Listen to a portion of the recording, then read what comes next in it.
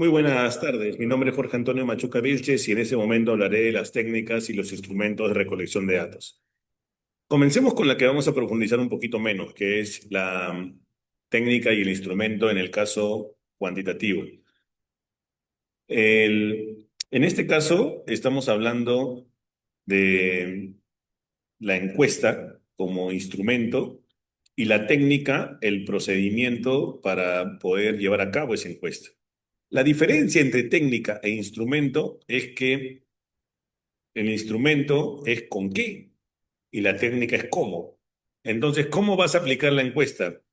Usando, por ejemplo, Google Forms, enviándoselo a un grupo grande, parándome de repente en la calle para pasar encuestas a las personas que pasen, de repente llevando a cabo un seguimiento especial a un grupo, focalizándolo antes de llevar a cabo la encuesta, entre otros, ¿no?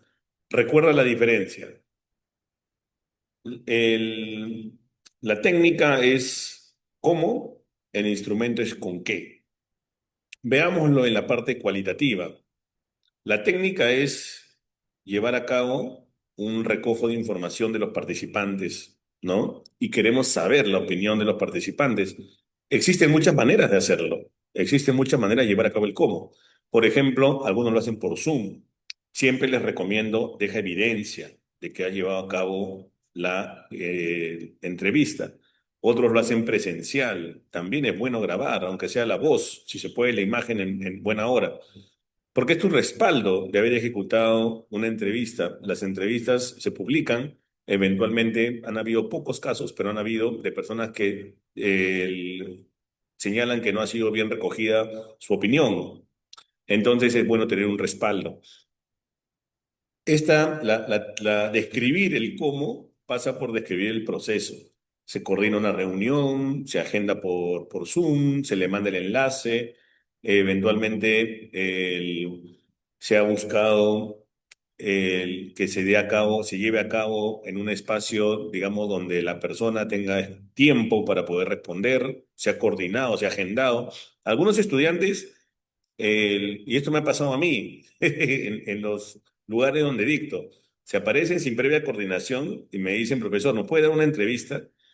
Yo creo que eso está mal, definitivamente, porque el tiempo es oro y muchas veces tú puedes tener planificado tu día y entonces ni bien acabas una jornada, de repente tienes que ir a otro lugar. Entonces no puedes darle entrevista, a menos que lo hagas pésimo, y lo quieras hacer en 5 minutos y responder cualquier cosa, en cuyo caso en lugar de ayudar al estudiante lo estás perjudicando. Por eso yo les pido a estudiantes, al momento de planificar entrevistas, háganlo como corresponde, es decir, haciendo una coordinación previa, se le envía un correo a la persona, se coordina una hora, se asiste y se trabaja de esa forma. Porque, digamos, de otra manera no vas a tener la información que esperabas, vas a tener respuestas concisas, muy difíciles de comparar y que no te van a servir en definitiva para nada. Entonces hagan la coordinación previa, ¿no? Entre comillas, el buen agente, entre comillas, que te da la entrevista de la nada, finalmente te podría estar haciendo un mal porque te da respuestas concisas, directas, que no tienen mayor desarrollo y que no te ayudan para hacer una comparación con lo que respondan otros entrevistados. Porque la finalidad de la entrevista es esa, recoger la visión de por lo menos 5 partícipes, pueden ser 6, 7, 8, yo recomiendo entre 5 y 8, y luego compararlo para poder ubicar allí en qué coinciden, en qué discrepan y cuál es tu interpretación para ir buscando hallazgos. La entrevista, por ejemplo, cuando hablamos del instrumento de entrevista y lo describimos en la parte metodológica, hay que comentar un poco en qué consiste. Consiste en una serie de preguntas, una batería de preguntas razonable, ¿no? Porque si tú le das al entrevistado 20 preguntas, se va a aburrir, no te va a considerar. Yo recomiendo siempre 2 entrevistas por objetivo, preguntas para el objetivo general y 2 para cada uno de los específicos. Con 8 preguntas tienes una buena visión de un tema. Eventualmente algunos recomiendan más o hay exigencias específicas por universidad que pueden llevarte a más, pero creo que una muestra de 8 preguntas claras y bien hechas es suficiente. El describir la entrevista como tal es consignarlo como anexo dentro del trabajo. Tiene que estar la entrevista que has empleado con las preguntas, obviamente, sin llenar en una parte y en otro anexo con las preguntas llenadas, de ser el caso. Y eso te va a dar un respaldo en tu investigación. Entonces, cuando nosotros hablamos de las técnicas de recojo de información e instrumentos de recojo de información, son dos cosas distintas. El instrumento ya sabemos que es la encuesta y la entrevista, y las técnicas tienen que ver ya con un procesamiento especial de esa información, con cómo lo agendaste, cómo lo trabajaste, cómo lo coordinaste, cómo lo obtuviste, digamos, finalmente. Ahora, la literatura lleva un poquito más lejos el tema del recojo de la información.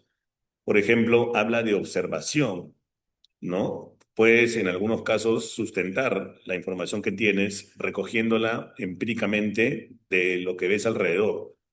Sin embargo, estamos hablando en este caso de una tesis de pregrado, donde el estudiante todavía está en un proceso de investigación ciertamente formativa.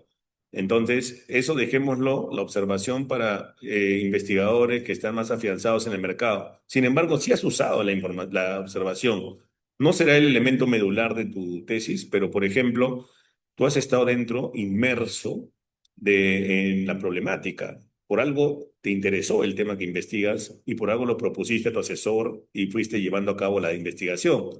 Entonces se considera por si acaso que ese tema, ese es uno de los instrumentos, una de las técnicas para recolección de datos, ¿no? Llevar a cabo un proceso de observación. Otro que también he visto que emplea la literatura y que lo toma en cuenta es el estudio de casos. Es decir, que para recoger información, lo que se está tomando es un caso particular. Por ejemplo, quisiera investigar el derrame de petróleo en Refinería de La Pampilla, quisiera investigar la caída del techo del Real Plaza, pero eso nos enfrenta a una problemática práctica. Tendrías que pedir autorización a la entidad para poder manejar su información, es un poco más complejo, ¿no? Los estudios de caso normalmente no los llevamos a cabo en este tipo de investigaciones. De que son interesantes, claro que sí, y se pueden sacar muchas conclusiones, claro que sí, pero también tiene que ver con el uso del nombre de una empresa y si incurrimos en imprecisiones, evidentemente eso puede generar algún tipo de situación que no se desea en el mercado. Muy bien, muchas gracias.